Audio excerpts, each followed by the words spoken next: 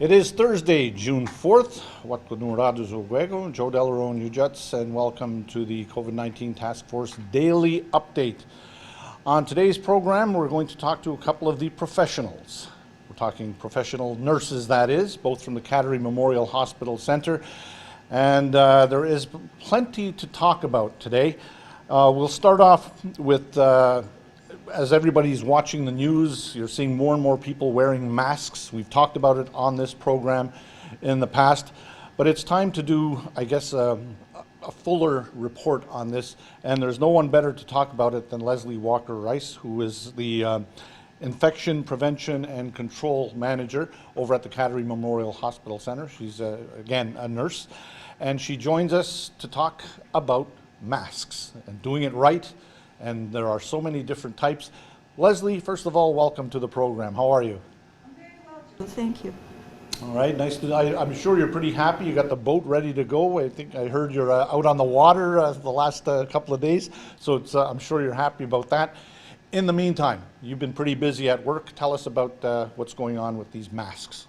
So I wanted to come in and talk about masks because it's been promoted more and more for people within going about their daily life, going shopping, going about to wear masks. And there's a lot of selection available, and some of them are not the best choice, and some of them have unfortunate sequelae if they're used improperly. So I just wanted to go over a few of what's available and pros and cons, one of each. So the first thing always everyone has to do when you're going to wear a mask is you have to clean your hands. So.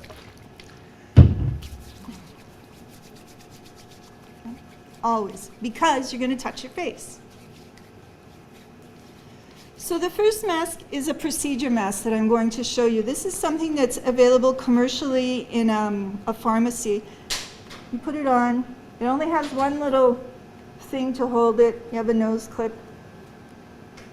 But it kind of doesn't fit very well. I don't have a particularly big face, and as I'm talking, it's moving all over the place. There's gaps. So the primary function of a mask is not to spread my germs 6 feet or more in my vicinity. If I'm coughing and talking and stuff, it's to stop the spread. So it's not working, okay? It moves, it's uncomfortable. And my first natural inclination is to take it off or to adjust it, which you don't want to do. If you have a mask on, you don't want to touch your face. So to take off a mask, you have to clean your hands.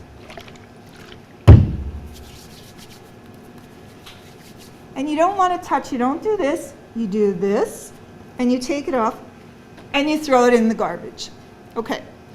Another selection that's available is a procedure mask. The procedure mask is the kind of mask that's worn in the hospital by healthcare professionals.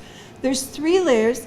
There's an outer 2 cotton layers and then an inner layer of blown fabric, and the blown fabric has an electrostatic charge which collects small particles. It does not filter everything. Okay, but its purpose is, again, to stop droplets from spraying. So again, if you're going to put a mask on, you have to clean your hands. Okay. There's pros and cons with these particular masks. They can be expensive. They can be hard to find. You might not put them on properly. So there's an outside, there's an inside, there's a top, and there's a bottom. So again, on your face, over your ears, spread it out, fix it, and leave it alone so you don't touch it anymore. And you should wear it, if you're wearing this kind of mask and you're going shopping, you can wear it out. You don't want to take it off and put it in your car. If you take it off, throw it out in the garbage. You don't want to take it off, put it on your car seat, then when you go to the next place, you're going to put it on and run in, because whatever you've collected in it is now all over your car seat. Throw it out. Again, when you want to take it off, clean your hands.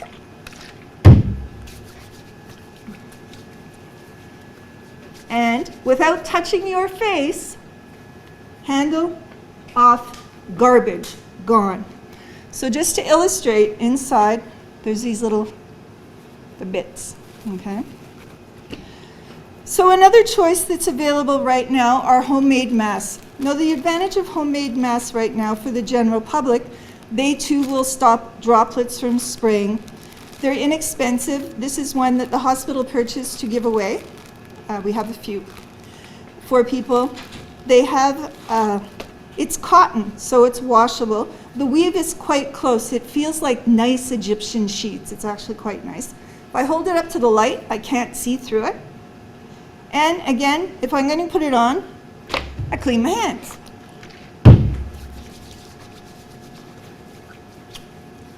Because I'm going to touch my face. And here, like this, over my ears, and it's on. And I'll leave it. And actually, it's very comfortable. Okay. One of the things you have to make sure if you're wearing a cloth mask, can you breathe through it? Obviously, if you can't breathe through it, it's not a good choice. It should be comfortable. It should fit well, cover your nose, cover your mouth. I'm touching my face for illustrative purposes. I would not normally do this. You want to make sure there's no gaps underneath or on top, especially, and it fits well on your face, and that it's comfortable. If it's not comfortable, you're going to fuss with it. You're going to go, and you're more than likely to wear it like this, wrong, or like this, wrong, because it's not going to do anything. Again, if you're touching your face, you need to clean your hands. It's just demonstration. And now that I am taking it off, I'm cleaning my hands. Again. So, when you take off a cloth mask, okay, fold it. You can put it in the little baggie that you store it in, seal it, take it home, and wash it. It's just like underwear. You don't reuse underwear unless you wash it. So you have to wash your mask every time you wear it. Okay. How do you wash a cloth mask? Hot water and soap. Rinse it well. You can dry it in the dryer, but you want to make sure that the particular fabric it's made will retain its shape in the dryer. If it doesn't, you can wash it again and lay it flat in the sun, and that will work to dry it. Okay.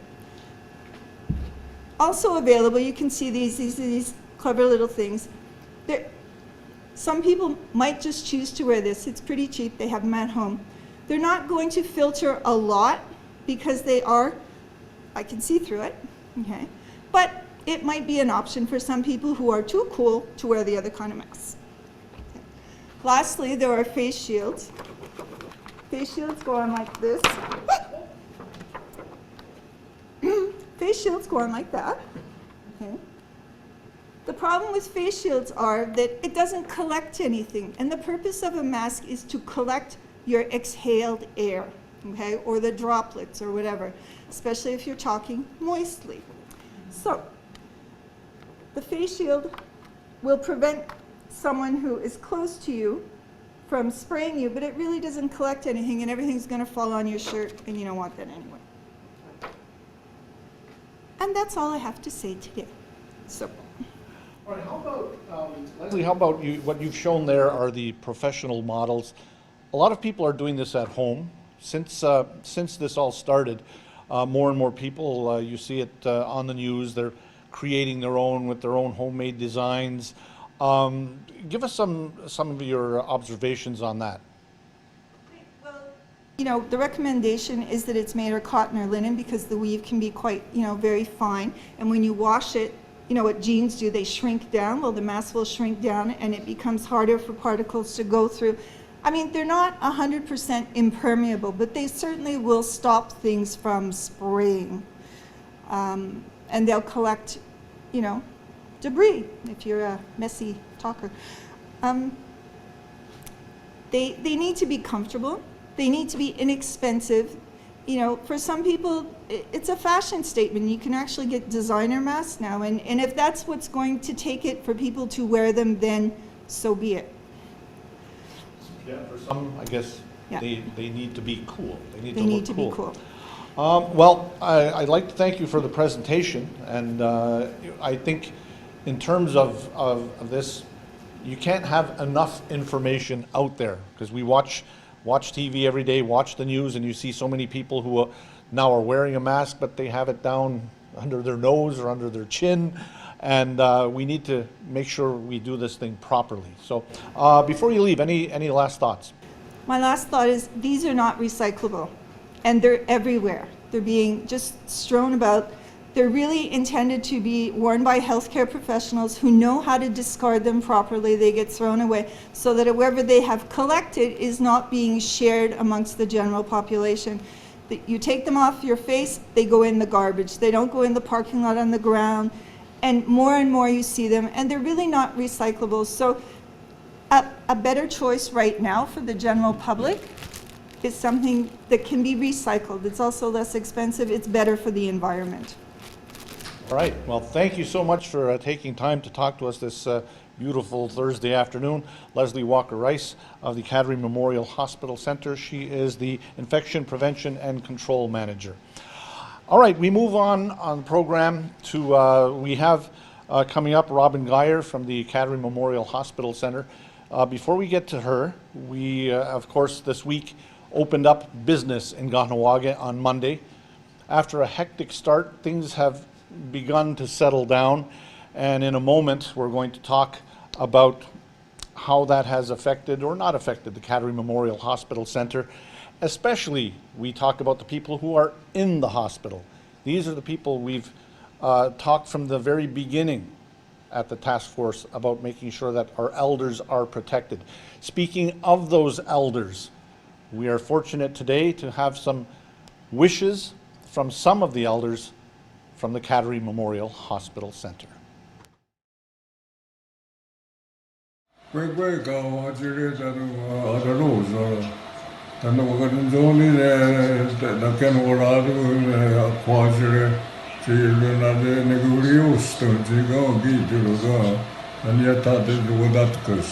Hi kids, I love yous. I love the whole family. I wish you could be here, but we have to be careful until this is over, and I love yous all, and take care and be safe. I am doing very well during the pandemic. As long as I get called, Yeah. you know, Yeah. I understand the situation, and Yeah. I'm happy that we're so lucky To that be- we don't have any cases. illness in the hospital Yeah. or elders lodge. Yeah, that's great. So we have to be very thankful for that. Yes, we do. Yes. Hi. Munchi. Anyway. Or Trudy. Hello, girls. How are you today? I'm doing very good, and it's been a pleasant day so far. He's gonna get sore tonight.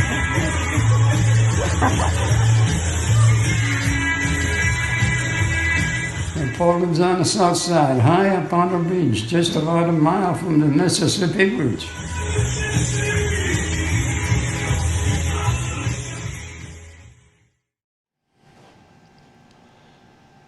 And great work. I'm so glad we ran that. It's so difficult to connect with our elders these days, especially those in the hospital or at the Elders Lodge or at the Independent Living Center.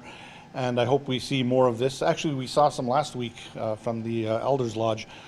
Great to see Doris Montour in there. Great to see everybody, but Doris, at the very beginning of this pandemic, had her 100th birthday party the day before everything closed up. So it's just kind of one of those things. Joining us on the program is Robin Dyer. She's a nurse at the Kahnawake Memorial Hospital Center, and she is the long-term care manager. And of course, welcome along, Robin. I know this has been a very, very interesting time for you. One of the things that we talked about was the fact that Kahnawake now has opened up for business, and at the same time, the hospital and the other long-term facilities remain closed to visitors. So tell us a little bit about your what your thoughts are on that. The residents that we have in long-term care are really, they're unchanged right from the beginning of all of this. They still remain our most vulnerable population and the people who we should be working to protect the most. So even though there's been some relaxation on some of the limitations and I guess rules we have set in the community, it doesn't change the fact that we really have to continue to work hard to protect the population who we have in the walls of Kahnawake Memorial Hospital. So let's talk about some of the things that, some of your experiences, once this happened back in early March, you had to make some changes. A lot of this was, well, very dramatic. It doesn't become more dramatic than no visitors at all. What's it been like for not only the residents there, but for the staff and for yourself? It definitely has been challenging. Nobody wants to ever stop their loved ones from seeing each other. So from stopping our residents to see their families, stopping families to see the residents, it's not something that's taken lightly, and it's not something that we want to do or something that's fun for us. So there's definitely a lot of challenges with the phone calls that we put out to the families, that we get from the families. When speaking with the residents, they express that they're lonely, they miss their families. So we really try as much as possible to keep the connection there by helping with phone calls and the calls with the iPads, keeping them busy with different kind of activities. We're seeing more one-on-one meetings to individually select activities that are meaningful to each resident. In terms of staff, some of the things we've done is we had a number of staff who would work between two facilities, and we stopped them being able to go between two different facilities. So for some, they ended up choosing to stay at Kahnawake. For others, they chose to stay at their other place. So we lost some staff, we gained maybe some more hours of staff, but in the end, it ended up being the right decision, because a lot of these places ended up having outbreaks not long after we made this decision. So it ended up being very beneficial to us. Yes. Are there any other measures that have been taken, you know, as time has gone on, that are noteworthy? Again, the biggest challenge is the fact that the residents and the families are missing each other. So what we're constantly trying to do is brainstorm as different teams with infection control at the hospital, with the different managers in different areas, to see how we can make things easier for the families and the residents who are apart from each other. So one of the ways we've done that is initially when we closed the doors, we weren't allowing for anything to be delivered in terms of snacks, in terms of gifts for family members. So starting on Mother's Day, we had it opened up the drop-off system. So at least families can still give stuff to their loved ones and give gifts that are, or snacks that are specific for the residents. Again, we know everyone's missing each other, so we're trying to brainstorm to figure out what's the best way to do this, what steps can we take next, because we don't know how long this is going to last, and people are already finding it long. So constant, like I said, brainstorming on trying to figure out exactly what we can do next to help this loneliness that they're feeling, this disconnect that they're feeling from each other. Well, so far so good. Really, Kahnawake has been very fortunate, and I think a lot of it has to do with the great work that has been done at all of the facilities, certainly at the Kahnawake Memorial Hospital Center. Congratulations to you, your entire team, everybody working there, and for the community, by respecting what we're all supposed to be doing. It seems to be working. Do you have any final thoughts before we let you go? I really just wanted to give a big shout out to all the staff who we have at the hospital, the PABs, the nurses, the nursing assistants, the activity workers, cleaning staff. Like, everybody's been working very hard to try and prevent bringing any illness into the hospital, to prevent any kind of transmission. And really, the biggest point I wanted to make is that even though restrictions are being lifted, and I know people miss their loved ones, our residents at the hospital are really the most vulnerable. And having COVID come into the hospital is something that's preventable, and that's what we really have to focus on. I think we all have a responsibility to protect the elders who we have at the hospital, and that losing a loved one is hard even without all of this going on. I lost my grandmother this past November, and it was very hard, and that was in a normal circumstance where I could be there and see her. So I can't imagine what it would be like for someone to lose a loved one during all of this, when there's the restrictions on visiting, there's the restrictions on having a funeral. So I think that's kind of what you have to keep in mind. We don't want people to have to go through this, so we really have to be responsible and prevent it as much as we can. Very well said. Robin Dyer, the manager of long-term care at Kahnawake Memorial Hospital Center, thank you so much for joining us this afternoon. We will be back with our next update tomorrow. We've been doing it every single day since the beginning, and we'd like to thank you for joining us. We'd like to thank our guests, Leslie Walker-Rice and Robin Dyer today, and we'd like to thank you for joining us. So on behalf of everybody here, thank you so much. Just a note before I go, though, we've been talking about business issues here with the KERM Fund, and if anybody is a business person who has any questions or concerns, Frank McCumber has consented to give his phone number, his cell phone number, to everyone who needs to talk to him. So if you need to call him, 438-830-5049, and he'll get back to you and assist in any way he can. So that'll do it for us. Take care, everyone. Remember, stay clean, stay apart, and if you're not feeling well, stay home. Take care. Wanagiwahi.